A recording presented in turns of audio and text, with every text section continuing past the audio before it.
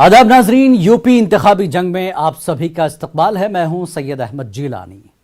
नाजरीन, यूपी के 10 अजला में 57 सीटों पर कुल 676 उम्मीदवारों की किस्मत ईवीएम में कैद हो गई है। छठे मरहले का इंतखाब अख्ताम पजीर हुआ। 55% के करीब वोटिंग रिकॉर्ड की गई। यूपी के 10 अजला में से अम्बेडकर नगर, बलरामपुर, सिद्धार्थ नगर, बस्ती, बसंत नगर, संत कबीर नगर, महाराजगंज, गोरखपुर, कुशीनगर, देवरिया और बलिया शामिल हैं। छठे मरहले के मद्देनजर इलेक्शन कमीशन ने प्रेस कॉन्फ्रेंस की और तफसीलात फराहम की और कहा कि सिक्योरिटी के मद्देनजर जहां भी मसाइल नजर आए कार्रवाई की गई और छठे मरहले में पुरअमन इंतखाब को यकीनी बनाया गया।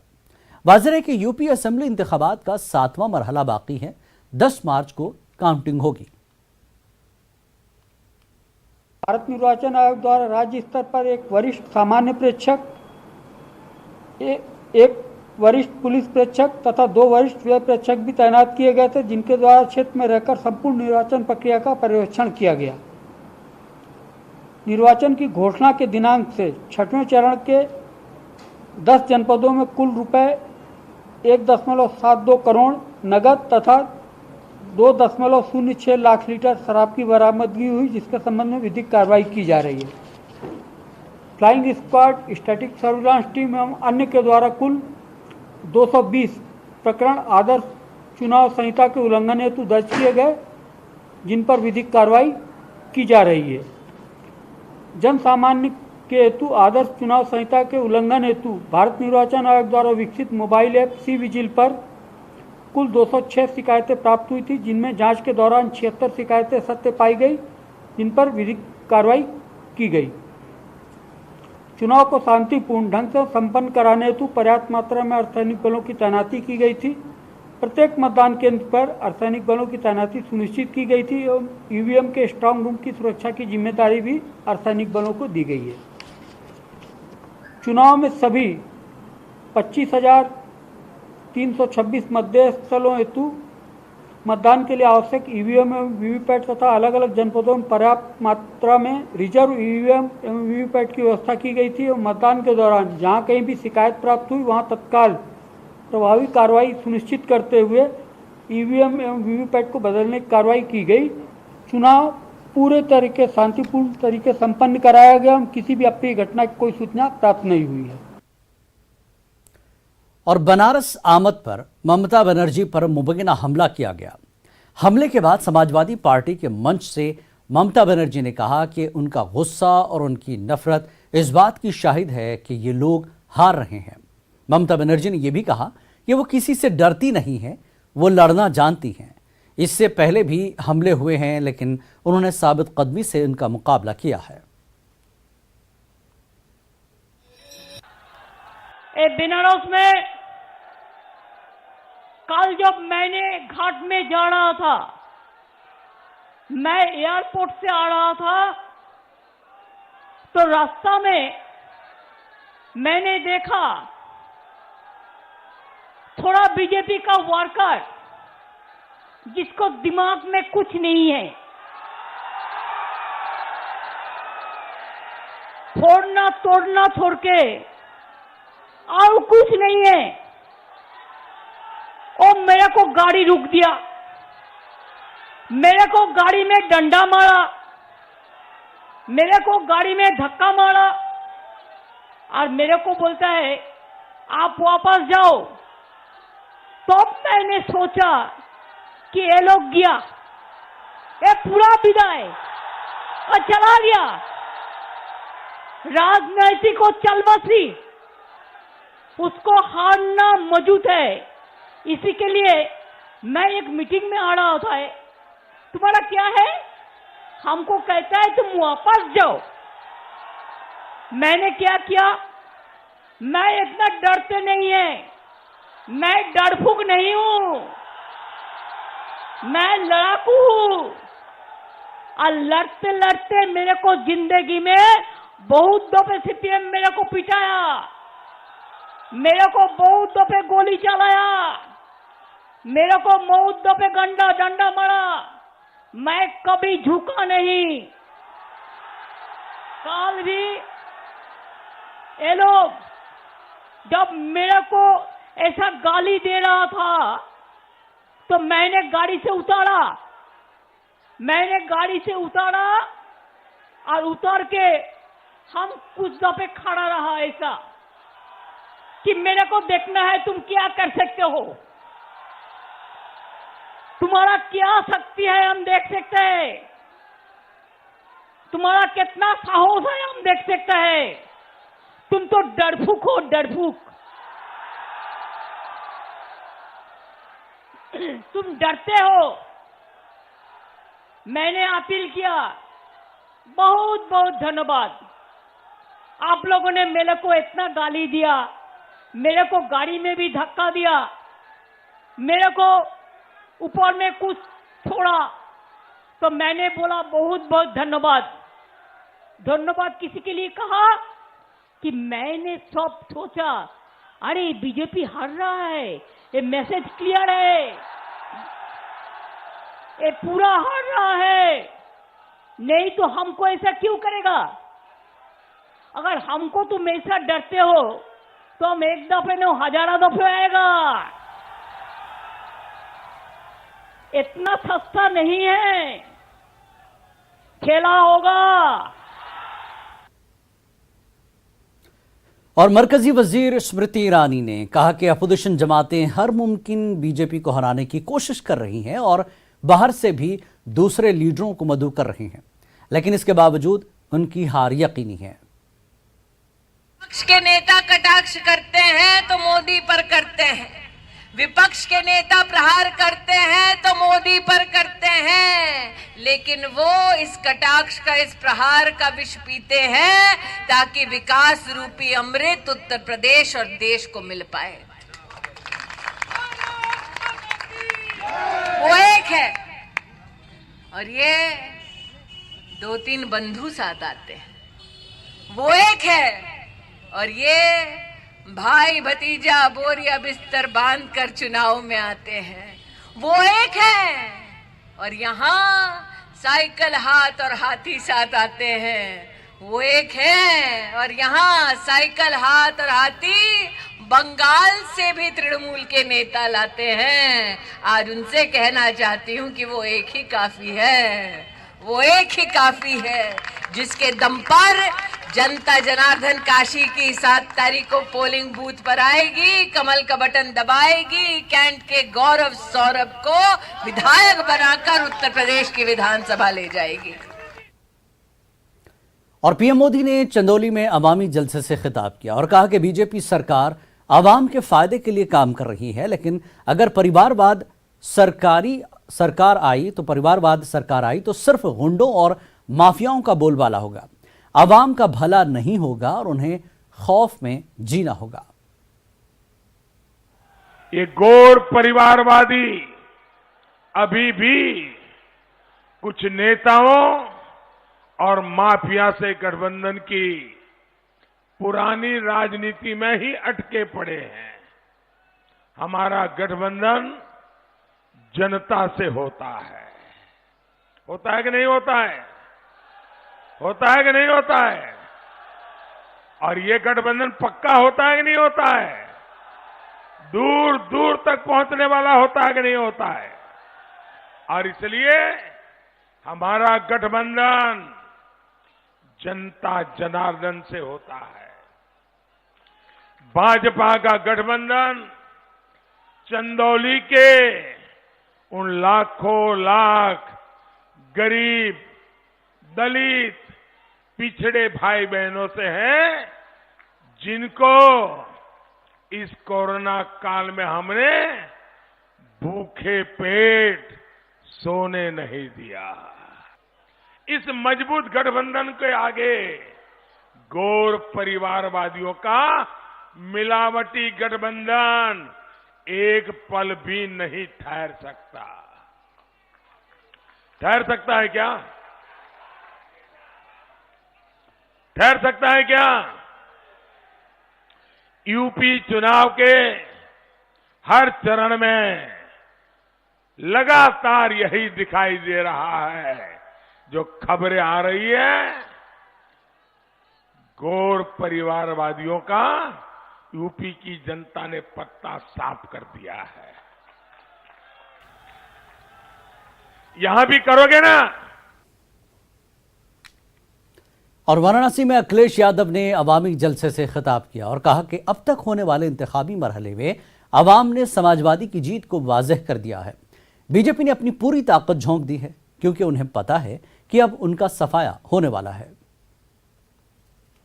इस बार बीजेपी वाले भी चुनाव के बाद ढूंढने में नहीं मिलेंगे।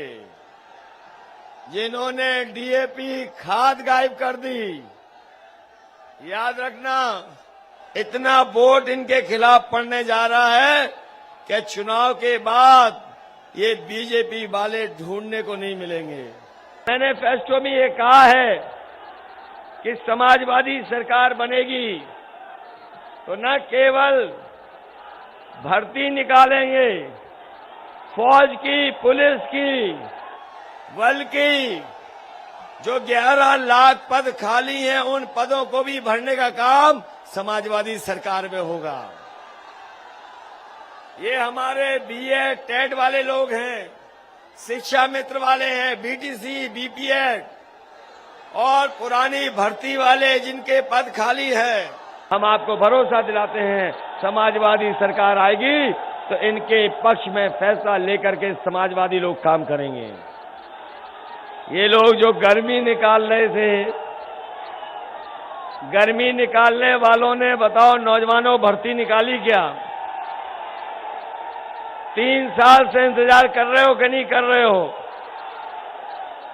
और आपकी उम्र भी बढ़ गई, इसलिए समाजवादी सरकार बनेगी तो पुलिस के साथ साथ फौज की भर्ती कैसे निकले उस दिशा में भी समाजवादी लोग काम कर करके दिखाएंगे। मुझे तो लग रहा है ये 6वें और 7वें चरण वाले लोग जो गर्मी निकाल रहे थे उनकी भाप निकालने का काम करेंगे। बताओ भाप निकाल लोगे कि नहीं निकालोगे? इसलिए याद रखना, ये चुनाव जहां साइकिल का है वहीं आपके छड़ी वाले भी लड़ रहे हैं। साइकिल और छड़ी दोनों की मदद करोगे। और मुझे खुशी है इस बात की, जहां से चुनाव शुरू हुआ था, पश्चिम से चुनाव शुरू हुआ था, इस बार आरएलडी और गठबंधन के लोगों ने भारतीय जनता पार्टी का हमेशा हमेशा के लिए खात्मा पश्चिम में कर दिया है। और सीएम योगी ने जौनपुर में अवामी जलसे से खिताब किया और दहशतगर्दी, बुलडोजर जैसे अल्फाज का इस्तेमाल किया। उन्होंने कहा कि अगर बीजेपी सरकार यूपी में दोबारा आती है तो गुंडों और माफियाओं के लिए बुलडोजर तैयार है। जनपद है, याद करिए, कानून व्यवस्था, समाजवादी पार्टी की कानून व्यवस्था के खिलाफ भारतीय जनता पार्टी के प्रदेश बंद के दौरान उत्तर प्रदेश शासन के पूर्व गृह राज्य मंत्री स्वर्गीय उमानाथ सिंह को अपने आप को बलिदान करना पड़ा था। ये वही जौनपुर है जिस जौनपुर में उमानाथ सिंह जी बलिदान हुए थे केवल उत्तर प्रदेश की अराजकता और दुर्व्यवस्था को लेकर के। आज तो हम कह सकते हैं जौनपुर में यहां के नागरिकों को 24 घंटे बिजली उपलब्ध है। क्या आपको बिजली उपलब्ध है? लेकिन मैं पूछना चाहता हूं, सपा, बसपा, कांग्रेस की संवेदना किसके साथ में है? उनकी संवेदना गरीबों के साथ नहीं, किसानों के साथ नहीं, नौजवानों के साथ नहीं, उनकी संवेदना महिलाओं की सुरक्षा के लिए भी नहीं। भाइयों बहनों, उनकी संवेदना आतंकवादियों के लिए है। उनकी संवेदना पेशेवर माफिया और अपराधियों के प्रति है। उनकी संवेदना उन भ्रष्टाचारियों के प्रति है जो भ्रष्टाचारी गरीब का राशन हड़प जाते थे, विकास के कार्यों में डकैती डालने का कार्य करते थे। और इसीलिए उत्तर प्रदेश जैसे राज्य के लिए विकास और बुलडोजर दोनों साथ साथ चलाने की कार्रवाई प्रारंभ हुई है। और वाराणसी में कांग्रेस लीडर प्रियंका गांधी ने कहा कि बीजेपी आवाम को बेवकूफ बनाना बंद करे। आखिर क्या वजह है कि बीजेपी अपने गुंडों और माफियाओं को मुतवातिर छूट देती रहती है? एक बीजेपी लीडर का बेटा किसानों को कुचल देता है और बख्श दिया जाता है। आखिर क्या वजह है कि बीजेपी सिर्फ उन लोगों पर कार्रवाई करती है जो उनकी मुखालफत करते हों? प्रियंका गांधी ने कहा कि बुलडोजर सिर्फ गरीबों के लिए है, असली गुंडे हमेशा छूट जाते हैं और बीजेपी हुकूमत के नाक के नीचे मुल्क से फरार हो जाते हैं। बताइए, आपकी सबसे बड़ी समस्याएं क्या है? आज कड़वा तेल महंगा हो गया है, 250 रुपए में मिल रहा है। एक दिहाड़ी कितनी है? 250 की दिहाड़ी और 250 का तेल। बढ़िया, महंगाई बहुत बढ़ गई है। बेरोजगारी कितने नौजवान हैं यहाँ?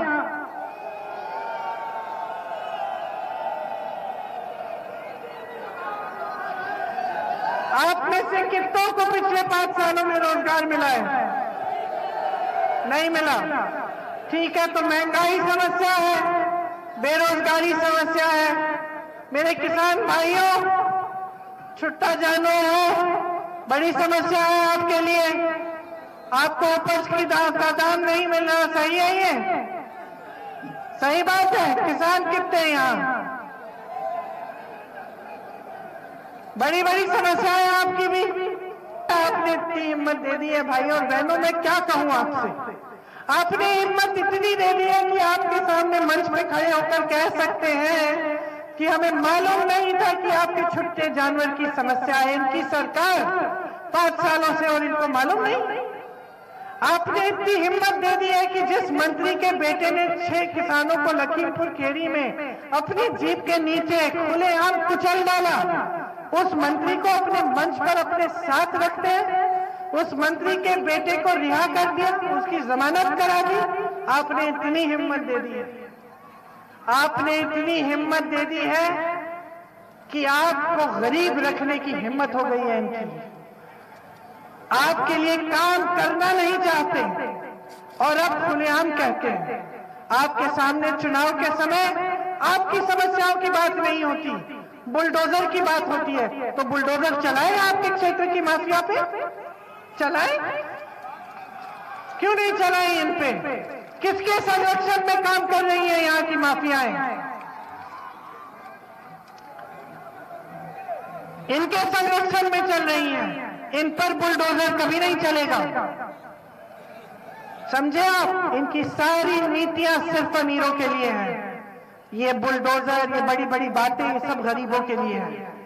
गरीबों को गरीब रखने की बातें हैं। आपका विकास कोई नहीं चाहता। आपकी आजादी के लिए जब लड़े नहीं, जब शहीद नहीं हुए, जब खून नहीं बहाया इस देश की जमीन के लिए, तो कैसे समझेंगे कि आजादी क्या होती है?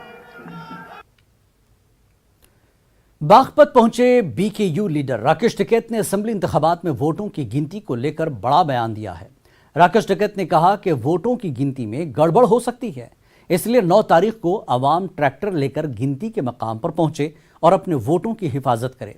वोटों की गिनती में गड़बड़ का खदशा जाहिर करते हुए कहा कि बीजेपी के अंदर आपस में फूट है, अवाम नाराज है और उन्हें इंतखाबात में नुकसान का सामना करना पड़ रहा है, इसलिए ऐसे हालात में कुछ भी मुमकिन है।